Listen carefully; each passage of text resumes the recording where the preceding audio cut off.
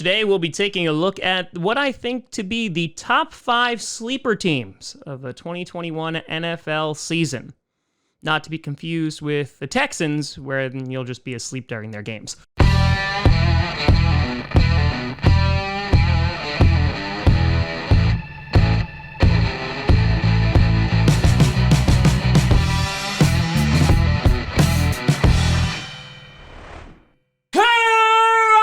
Packer Nation, welcome to another episode of Packcast, the podcast where you don't have to be a Packers fan, but it sure does help. I'm your host, Tom, watching none of these teams make the playoffs, Grossi. And yes, every year there is this term sleeper. And like it has like a loosey-goosey definition, right? Because like people were saying like the Cardinals this year are a sleeper, but I would make the argument that no one in the NFC West is a sleeper, considering I think any single one of those teams could actually win their division. So because of that, none of them are going to be here. Instead, these teams that I have on this list are teams that are not getting a ton of media coverage, and on top of that, are not really favorited to either win their division or even make a playoff spot. So, with that being said, we're going to jump into this today. I'm going to kind of give you my rationale as to why I think each of these teams could potentially make the playoffs. And starting off with number 5, it's everyone's favorite friend, the New England Patriots. And obviously, if I put the Patriots on a sleeper list a couple years ago, people were like, what are you talking about? They won 6 Super Bowl rings, Tom. They're not a sleeper team. However, these past 2 years have not been very kind to the New England Patriots. 2 years ago, Tom Brady's last season in New England ended unceremoniously in the wild card round. And then last year, that was a big oof. The Patriots were not a very good football team. And so this year, while they did go get Mac Jones, they still have Cam Newton as their starter. And everything I'm hearing out of camp is that Mac Jones is really good at getting yelled at. So the Patriots are on this list because they have the Buffalo Bills, who went to the AFC Championship game. You have the emerging Dolphins, and then you have the Jets doing whatever they're doing.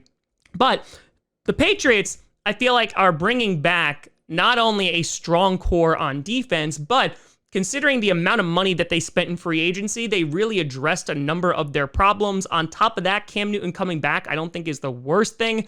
He started off doing pretty well last year, then suffered greatly after that, not really looking so hot. It'll be interesting to see how many games Cam Newton starts if they decide to give the reins over to Mac Jones. But here's why I think that they have a good shot at making the playoffs this year. Their defense last year was still 7th in points allowed after all of their woes. So that's pretty damn good. On top of that, they have guys returning from COVID protocol who opted out last season, so that is going to be a big boost. On top of that, the offense basically got an overhaul. Worried about no receivers? They brought them in. They got Kendrick Bourne. They got Nelson Aguilar. On top of that, they went out and got some tight ends like Hunter Henry and Jonnu Smith. So Cam Newton or Mac Jones is going to have a plethora of options to actually throw to. On top of that, they went out and got Jalen Mills. They got Matthew Judon from the Ravens. So this defense, I think, is going to be still a top 10 unit.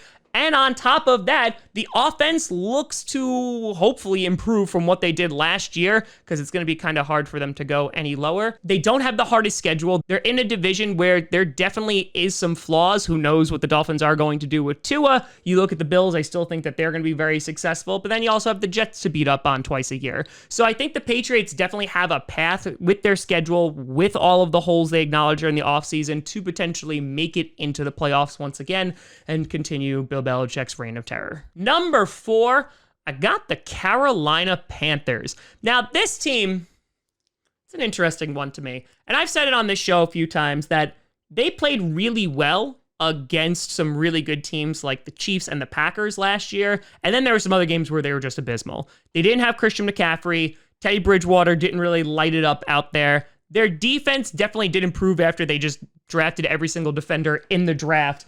I think they could be pretty good this year. A lot of that is going to be contingent on, of course, Sam Darnold, who they wound up getting from the Jets. Now, very famously, Sam Darnold, used to seeing Ghost, had no help, really had no weapons out in New Jersey. On top of that, offensive line was abysmal. Panthers, their offensive line wasn't too hot either last year, but they have a ton of weapons. You're going to have Christian McCaffrey, who's going to come back. You have Robbie Anderson, who always was a good tandem with Sam Darnold. You, of course, also have the very talented DJ Moore. On top of that, their defense was 18th in points allowed last year, so they were kind of middle of the pack. I look for them to kind of take a step forward with that. Going out and getting J.C. Horn, I think, is an awesome pick for them to lock down that secondary and make them even better. I think their defense can really be solid this year, and with all the weapons they have on offense, you pair all of that with a really easy schedule, yeah, they could be good. You don't know what the Saints are going to look like because they had to gut some of their team. On top of that, Drew Brees did retire. You look at the Falcons, and who knows what the hell they're doing there. The real concern is going to be the Tampa Bay Buccaneers, and I'm not saying the Panthers are going to win their division by any stretch, but I think there is a path, especially with their early set of games, for them to actually make the playoffs and get on a hot streak. So we'll see if Sam Darnold can be the chosen one in Carolina, and if not, they'll just wind up drafting a quarterback next year. Number 3, our second team from the AFC East, that is the Miami Dolphins. While they are having some issues with Xavier Howard, he is apparently practicing, which is a big step forward. And their defense last year finished 6th in points allowed per game. So they were pretty darn impressive. Their special teams was pretty good too. The key to all of this is going to be, of course, Tua. He got a lot of heat last year, even though he only played half a season, and people were looking at me like, he's not good. He's a bust already. There was already talks within the fan base of them wanting to bring in Deshaun Watson, which I think is crazy. Let Tua actually have a fair shot here.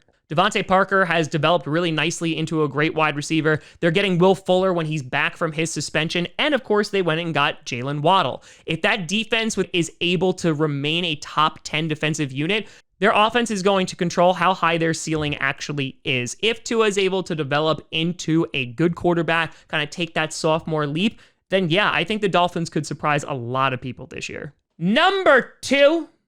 You got the New Jersey Giants. I mentioned it on the channel before, but the Giants, they could sneak in there. In a relatively weak NFC East, I think the Giants, with all these players returning, they can make some moves.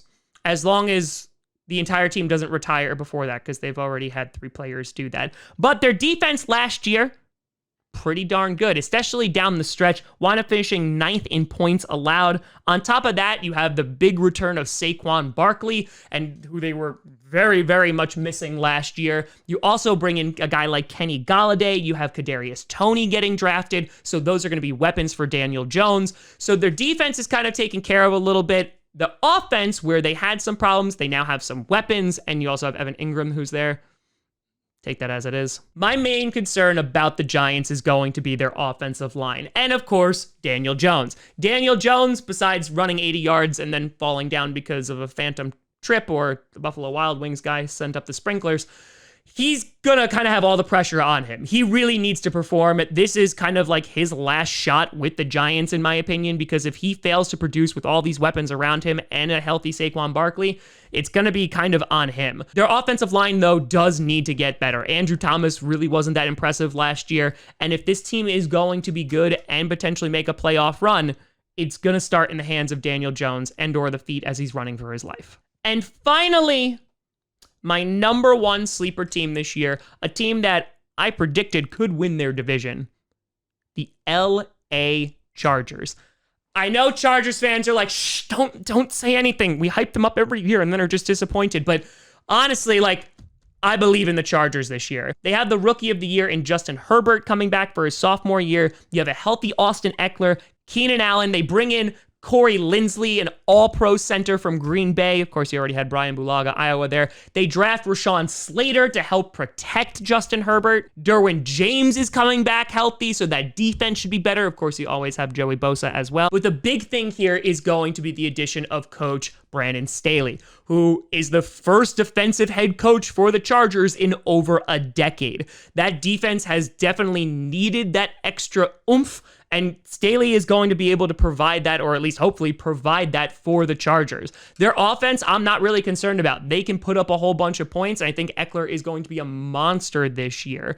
turn and look at the defense. If they're able to improve and actually not blow games, then yeah, the Chargers could be a Super Bowl favorite this year. And I know that like those are big talking points and those are big claims, but I think that if the Chargers are able to clean things up on defense, be a balanced football team, teams are going to have a tough time trying to stop them.